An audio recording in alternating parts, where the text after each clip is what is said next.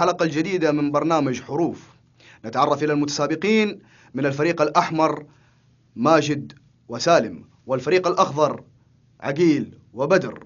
نبدأ حلقتنا لهذا اليوم بالحرف حاء. شيء يأكله المواطن أكثر من مرة في اليوم. تفضل. الحلويات. إجابة خاطئة. تفضل الفريق الأخضر. حفريات. أحسنت، إجابة صحيحة. تفضل باختيار حرف. حرف الواو. سؤال بحرف الواو. ما الشيء الذي يتمناه الطالب بعد خروجه من الجامعة؟ تفضل الفريق الأحمر. وظيفة. إجابة خاطئة. تفضل الفريق الأخضر. واسطة. أحسنت. تفضل باختيار حرف. حرف الياء. حرف الياء. سؤال بحرف الياء. ما الشيء الذي فعله المواطن السعودي في الصيف؟ تفضل الفريق الأحمر. يسافر. إجابة خاطئة. تفضل الفريق الأخضر. ياكل تبن. أحسنت.